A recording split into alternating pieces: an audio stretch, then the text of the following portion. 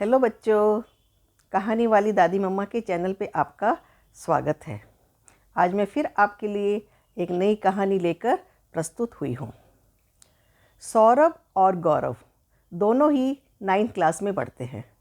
दोनों एक ही सेक्शन में हैं। जैसे ही आज कक्षा में सर ने ये अनाउंस किया कि अब की बार हम एनएसएस का कैंप उत्तरकाशी लेकर जाएंगे, तो सारे बच्चे खुश हो गए। एनएसएस क्या होता है बच्चों? National social service. इसमें बच्चों को दूसरों की हेल्प करना सिखाया जाता है। समाज में, हमारे नगर में, हमारी सोसाइटी में जब किसी की ज़रूरत पड़ती है तो ये इस तरह के बच्चे जिनको ट्रेन किया जाता है, ये बहुत हेल्प करते हैं। तो शुरू से ही ये इनके अंदर आदत डाली जाती है कि कैसे काम आना है दूसरों के। तो अब ये कैंप लगाकर जो स्कूल हैं, गवर्नमेंट के इंस्टीट्यूट हैं, बच्चों को ट्रेन करते हैं।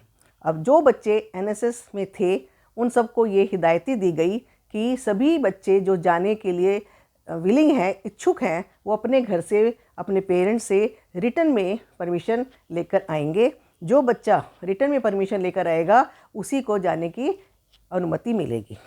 अब जैसे ही ये अनाउंसमेंट हुई तो गौरव और सौरभ ने आपस में प्लानिंग करनी शुरू कर दी। वैसे तो देखने वाले सब ये समझते थे कि ये दोनों बहुत फास्ट फ्रेंड हैं, परंतु कभी ना कभी छोटी छोटी बातों पे उनका आपस में मनमुटाव होता रहता था, पर जल्दी ही वो दोस्त भी बन जाते थे। अब जाने के नाम पर दोनों ने आपस में सलाह करी कि हम दोनों ज़रूर जाएंगे। और जब वो दिन भी आ गया, जब सारी तैयारियां हो गई, फर्स्ट एड बॉक्स रखा गया, सब बच्चों को बताया गया कि वहाँ ठंड बहुत है, सब ने अपने वूलन कपड़े लेकर जा रहे हैं, और जो भी ज़रूरत का सामान था सब ने साथ ले लिया। और उनके 3-4 सर, पियन और जो आवश्यक सामग्री थी सब साथ लेकर वो लोग गए। और बस में सबको बड़ा मज़ा आया। और ये कैंप भी 40 दिन का कैंप था।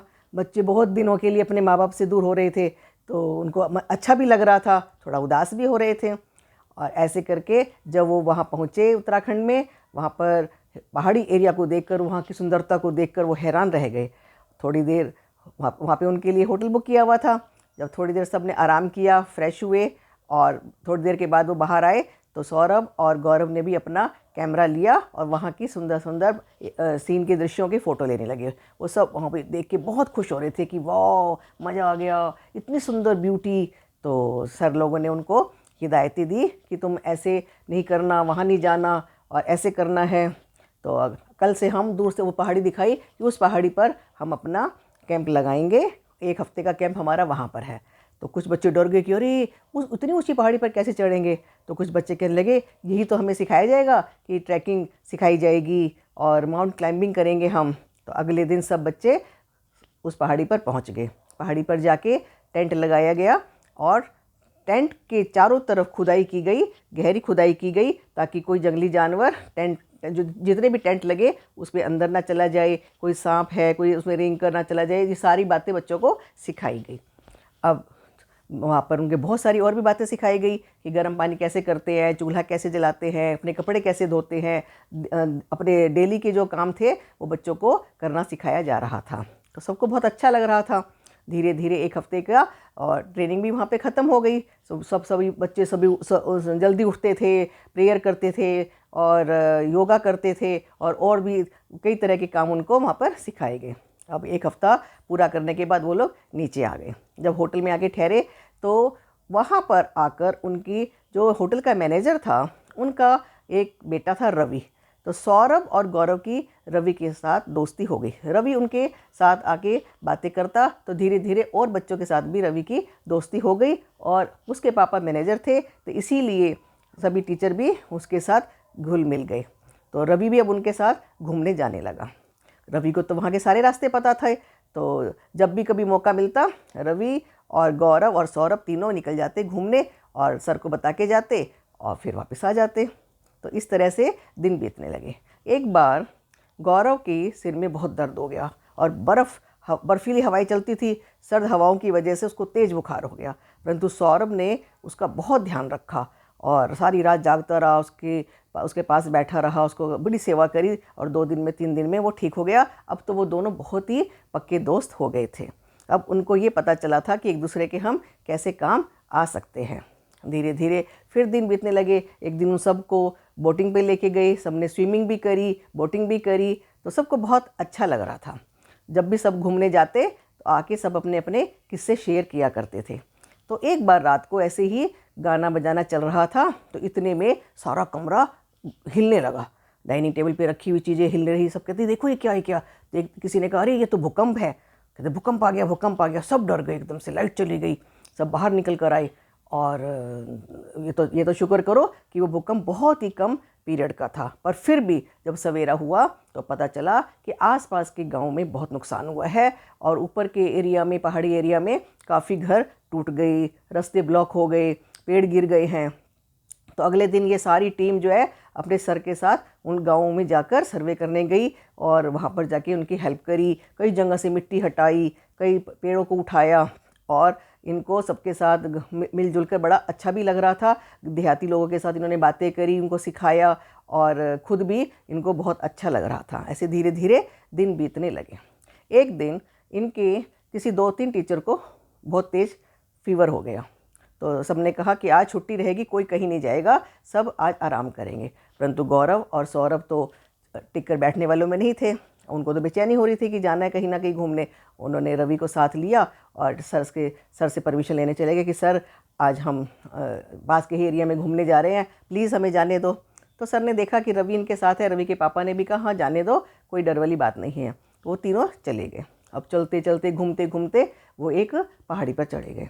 पहाड़ी पर जाकर उन्होंने बहुत फ़ोटो ली और इधर उधर देखा। बड़ा उनको अच्छा लग रहा था, बड़ी अच्छी अच्छी ठंडी हवा चल रही थी।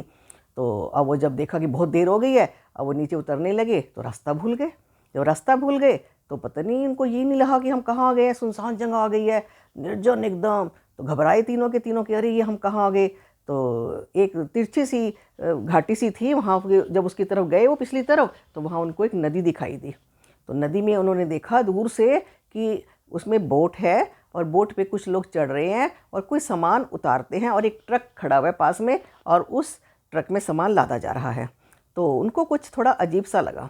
तो सौरभ ने अपने पापा से सुन रखा था कि जो स्मगलर होते हैं वो इसी तरह से सुनसान जगहों पे जाके स्मगलिंग का काम करते हैं। तो सौरभ ने कहा कि ये लोग मुझे ठीक नहीं लग रहे हैं, हमें नीचे जाके अपने पापा को, अपने सर को ये सब बताना चाहिए। तो रवि ने कहा कि हाँ हाँ, मेरे ना अंकल भी पुलिस में हैं, तो हम उनको भी बताएंगे। अब वो किसी तरह से चढ़ते, रास्ता ढूंढते, और वापस जब आए तो उन्होंने, रवि ने अपने पापा को बताया और सर को बताया, और सब ने मिलके उनके पापा मामा को फ़ोन किया, और पुलिस आई। तो उन्होंने जब उनकी बातों को ध्यान से सुना और उन्होंने उनको अपनी फ़ोटो भी दिखाई, तो पुलिस अंकल ने कहा कि हम कल फिर इसी तरह से वहाँ जाएंगे। और वो उन्हें जीप मंगवाई, जीप में वो तीनों बच्चों को बिठाया और अपनी फ़ोर्स ली, और सब वहाँ जब गए तो उन स्मगलर्स को रंगे हाथों पकड़ लिया। वो तस्करी कर रहे थे चरस की। तो पुलिस अंकल ने कहा कि अरे ये तो वो स्मगलर हैं जिनको हम बहुत पिछले कई महीनों से ढूंढ रहे थे, और ये किसी के हाथ नहीं आ रहे थे। बच्चों, तुमने तो आज कमाल कर दिया, तुमने तो ऐसे गिरोह को पकड़ा दिया, तुम्हें तो इनाम मिलेगा। उत्तराखंड की सरकार से पुलिस अंकल ने उनका नाम रेफ़र कर और उनको इनाम मिला। सब ने उनके लिए बहुत शाबाशी दी। तो सौरभ और गौरव को तो बहुत मज़ा आ रहा था, और अब उनके जाने के दिन भी नज़दीक आ गए थे। जब वो वापस आए तो अपनी पहाड़ी एरिया की यादों को लेकर और अपनी वीरता के अनुभव को लेकर लौटे। स्कूल में आकर भी सब ने उनकी बहुत तारीफ़ करी, और प्रिंसिपल सर ने तो प्रेयर में उनको नन्हे जासूस की उपाधि दे दी। घर में आकर भी मम्मी पापा ने उनकी बड़ी प्रेज़ करी कि शाबाश, हमने न्यूज़पेपर में तुम्हारी ये न्यूज़ देखी, तुमने बहुत अच्छा काम किया, तो तुमने इतने बड़े स्मगलर के एक गिरोह को पकड़वाया। तो क्या होता है बच्चों कि कई बार छोटे छोटे बच्चे भी अपनी पैनी दृष्टि से बड़े बड़े काम करवा देते हैं। तो जब क्या होता है कि यदि हमारे आसपास कोई ऐसा व्यक्ति स्कूल के पास घूम रहा है, अजनबी है, और 2-3 दिन से रोज़ घूम रहा है, तो उसको नेगलेक्ट मत करो। अपने बड़े पेरेंट्स को, बड़े लोगों को बताओ कि इस आदमी को हमने पहले कभी नहीं देखा, और ये स्कूल के चारों तरफ घूम रहा है, या घर के चारों तरफ सोसाइटी में घूम रहा है। तो हमें अपने पेरेंट्स को ज़रूर बताना चाहिए, और पेरेंट्स को भी ये सोचना चाहिए कि बच्चे जो बात बता रहे हैं उसको इग्नोर ना करें। कभी कभी छोटे छोटे बच्चे बड़ी बड़ी काम कर देते हैं, जैसे इन 2 नन्हे जासूसों ने कर दिया, मिलकर इतना बड़ा काम किया। तो बच्चों, हमें ये शिक्षा मिलती है कि हमें अपने आसपास की गतिविधियों के ऊपर ध्यान रखते रहना चाहिए। तो कैसी लगी आपको मेरी ये कहानी? अगर आपको मेरी ये कहानी अच्छी लगी तो आप इस कहानी को लाइक करना, शेयर करना, कमेंट भी करना, और जिसने अभी तक सब्सक्राइब नहीं किया वो इसको सब्सक्राइब भी करे। अगले हफ्ते फिर मिलते हैं एक नई कहानी के साथ। बाय।